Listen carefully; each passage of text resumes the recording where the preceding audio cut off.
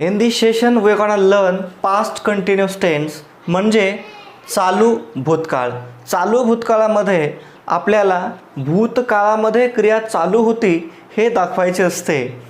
या ठिकाणी सिंग्युलर आणि प्लुरल जे काही सब्जेक्ट असतात त्याच्यानंतर कुठलं सहाय्यकारी क्रियापद वापरायचं, कुठलं हेल्पिंग व्हर्ब यूज करायचं हे आपण बघूया. जर आय असेल तर आय नंतर नेहमी वॉज वापरायचं.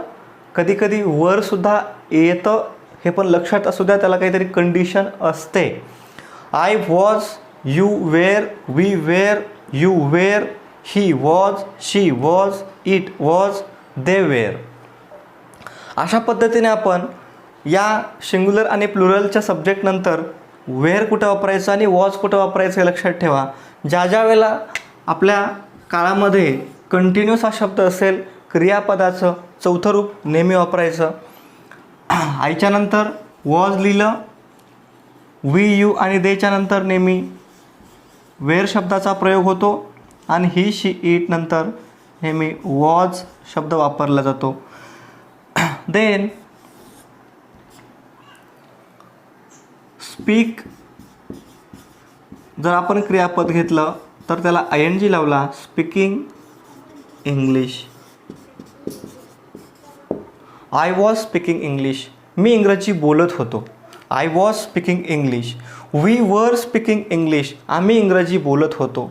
यू वर स्पीकिंग इंग्लिश, तू इंग्रजी बोलत होतास. यू वर स्पीकिंग इंग्लिश, तुम्ही इंग्रजी बोलत होतात. दे वेअर स्पीकिंग इंग्लिश, ते इंग्रजी बोलत होते. ही वॉज स्पीकिंग इंग्लिश, तो इंग्रजी बोलत होता.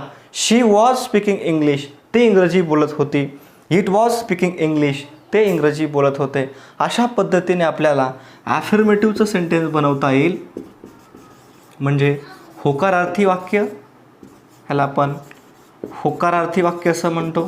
होकारार्थी वाक्यामध्ये पुन्हा सांगतो, सब्जेक्ट वापरायचा. सब्जेक्ट नंतर वॉज आणि वेअर या सहाय्यकारी क्रियापदाचा उपयोग करायचा. क्रियापदाचा चौथा फॉर्म म्हणजेच मूळ क्रियापदाला आय एन जी लावायचा आणि शेवटी ऑब्जेक्ट. अशा प्रकारे या काळाचं आपल्याला स्ट्रक्चर बनवता येईल. परंतु हे फक्त ॲफर्मेटिव्ह सेंटेन्स आहे. निगेटिव्ह सेंटेन्स, नकारार्थी वाक्य. नकारार्थी वाक्यामध्ये वॉज आणि वेअर यांच्यानंतर आपल्याला नॉट जोडायचं आहे. वाक्य नकारार्थी होऊन जाईल. I was not speaking English, मी इंग्रजी बोलत नव्हतो. I was not speaking English, मी इंग्रजी बोलत नव्हतो. We were not speaking English, आम्ही इंग्रजी बोलत नव्हतो. You were not speaking English, तू इंग्रजी बोलत नव्हतास. You were not speaking English, तुम्ही इंग्रजी बोलत नव्हता. They were not speaking English, ते इंग्रजी बोलत नव्हते. He was not speaking English, तो इंग्रजी बोलत नव्हता. She was not speaking English, ती इंग्रजी बोलत नव्हती. It was not speaking English, ते इंग्रजी बोलत नव्हते. हे झालं नकारार्थी वाक्य. इंट्रोगेटिव्ह सेंटेन्स, प्रश्नार्थी वाक्य. चालू भूतकाळामध्ये प्रश्नार्थी वाक्याची सुरुवात ही सहाय्यकारी क्रियापदाने होते. वॉज, वेअरने सुरुवात होते. वॉज आय स्पीकिंग इंग्लिश, मी इंग्रजी बोलत होतो का. वेअर वी स्पीकिंग इंग्लिश, आम्ही इंग्रजी बोलत होतो का.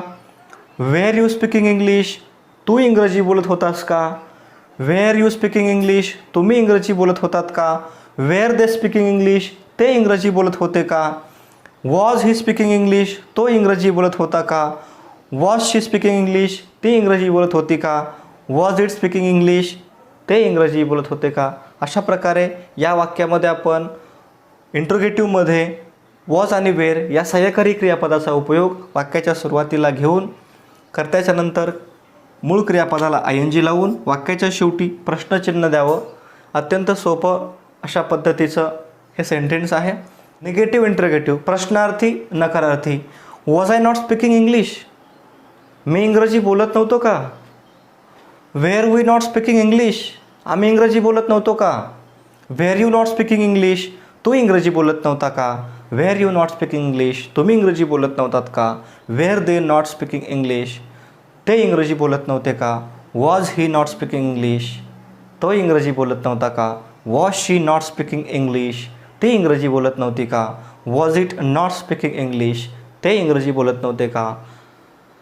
अशा पद्धतीने एकदम इझिली आपण पास्ट कंटिन्युअस टेन्स डेली रुटीनमध्ये वापरू शकतो.